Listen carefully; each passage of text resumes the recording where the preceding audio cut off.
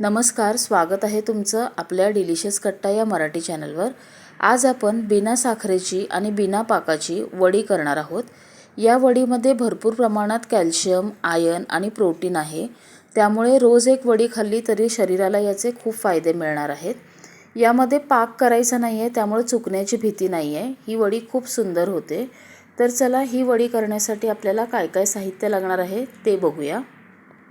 आता वडी करण्यासाठी गॅसवर मी एक कढई ठेवली आहे। आता मी या वाटीच्या मापाने 1 वाटी तीळ घेतलेत। तुम्ही कुठल्याही वाटीचं प्रमाण घ्या। आता तुम्ही तीळ कोणतेही घेऊ शकता, पॉलिश केलेले तीळ घेऊ शकता किंवा पॉलिश न केलेले तीळही घेऊ शकता। आता इथे मी पॉलिश न केलेले तीळ घेतलेत। हे चवीला खूप छान असतात। गॅस लो टू मीडियमच ठेवायचा आहे, खूप मोठा नाही करायचा। आणि हे तीळ चांगले खरपूस असे आपल्याला भाजून घ्यायचे आहेत। आता हे तीळ मी छान खरपूस असे भाजून घेतलेत। खाऊन बघितले तर छान कुरकुरीत लागतात, म्हणजे तीळ व्यवस्थित भाजलेत। आता हे काढून घेऊया। आता भाजलेले तीळ मी ताटात काढून घेतलेत। असे ताटात पसरून थंड करून घ्यायचे। आता त्याच वाटीने मी 1 वाटी शेंगदाणे घेतलेत। आता शेंगदाणे देखील आपल्याला लो टू मीडियम गॅसवरती छान खरपूस असे भाजून घ्यायचे आहेत। आता हे शेंगदाणे बघा मी छान खरपूस असे भाजून घेतलेत। आता गॅस बंद करायचा आणि हे शेंगदाणे देखील आपण थंड करून घ्यायचे आहेत। आता इथे तीळ व्यवस्थित थंड झालेत। आता काय करायचं, एक मिक्सरचं कोरडं भांडं घ्यायचं, त्याच्यात हे तीळ घालायचे आणि मिक्सर चालू बंद करत आपल्याला हे तीळ थोडे जाडसर असे वाटून घ्यायचे आहेत, खूप बारीक करायचं नाही। आता इथे हे तीळ बघा मी मिक्सर चालू बंद करत असे थोडे जाडसर वाटून घेतलेत। असे जाडसर थोडेसे वाटायचे, खूप पावडर नाही करायची। आता हे एका बाउलमध्ये सगळं काढून घेऊया।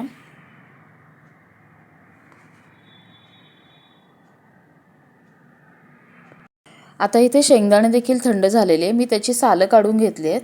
आता त्याच मिक्सरच्या भांड्यात ते शेंगदाणे घालायचे आणि मिक्सर चालू बंद करत याला परत जाडसर असं वाटून घ्यायचं आहे। आता हे बघा मी शेंगदाणे देखील असे जाडसर वाटून घेतलेत। आता आपण तीळ ज्या बाउलमध्ये काढले होते त्याच्यातच हे शेंगदाणे काढून घ्यायचे वाटलेले। दोन्ही आपल्याला एकत्र करायचं आहे। आता हे दोन्ही व्यवस्थित एकत्र पहिला करून घेऊया। आता वडी सेट करण्यासाठी इथे मी एक स्टीलचं ताट घेतलं आहे। या ताटाला थोडंसं तूप लावून घ्यायचं आणि ते व्यवस्थित सगळीकडे पसरून घ्यायचं। ही तयारी आपण सुरुवातीलाच करून ठेवायची, म्हणजे आपण जेव्हा गरम गरम मिश्रण करणार ते लगेच ह्या ताटात घालता येईल। आता ह्या ताटाला व्यवस्थित तूप लावून घेतलं आहे। आता हे बाजूला ठेवूया। आता इथे गॅसवर मी कढई ठेवली आहे, त्याच्यात आता आपण एक 4 चमचे तूप घालून घ्यायचं आहे। आता आपल्याकडे असे पोहे खाण्याचे जे चमचे असतात त्या चमच्याने 4 चमचे तूप घालायचं। तूप थोडंसं वितळू द्यायचं।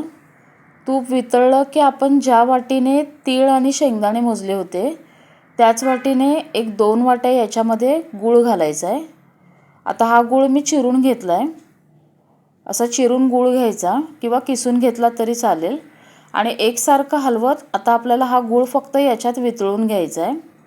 सगळा गूळ वितळायला पाहिजे, फक्त एकसारखं हलवायचं आणि त्याच्या सगळ्या ज्या गाठी असतात गुळाच्या त्या वितळवून घ्यायच्या आहेत आपल्याला। आता हा गूळ पहिला वितळून घेऊया।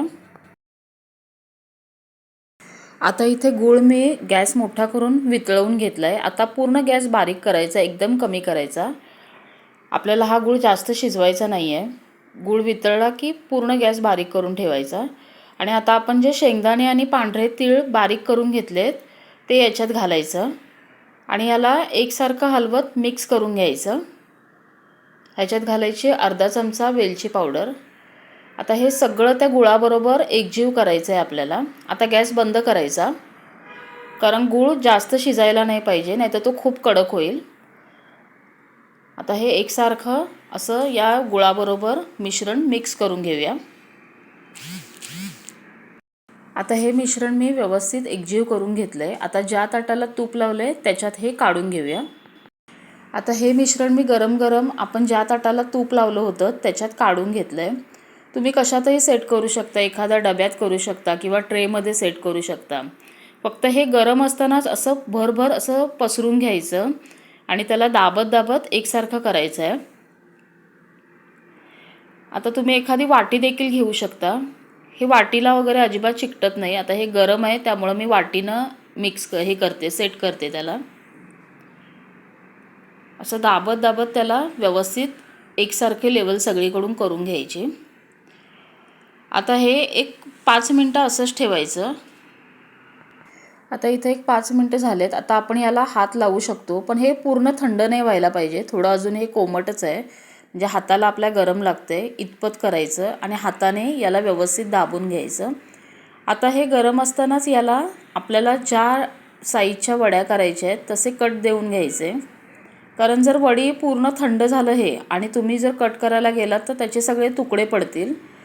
म्हणून हे गरम असतानाच याला असं कट करून घ्यायचं आहे.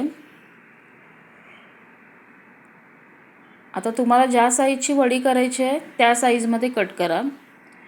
आता सुरुवातीला असे मी सगळं उभं कट करून घेते.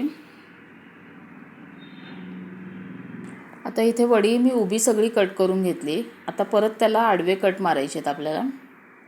आता तुम्हाला चौकोनी करायचे असतील तर चौकोनी करा किंवा डायमंड शेपमध्ये करायचे असतील कट तर डायमंड शेपमध्ये कट करा.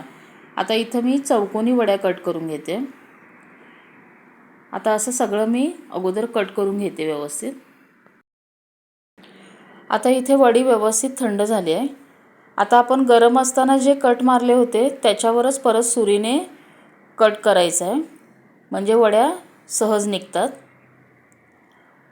तेवढ्यासाठीच आपण गरम असताना वडीला कट करून ठेवलं होतं.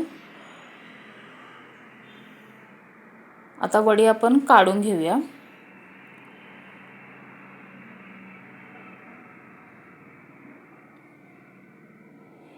ही बघा खूप छान झाले वडी, अगदी व्यवस्थित झाले. याच्यामध्ये तीळ आहे, शेंगदाणे आहेत. थंडीमध्ये हे तर खाण्यासाठी खूपच छान आहे.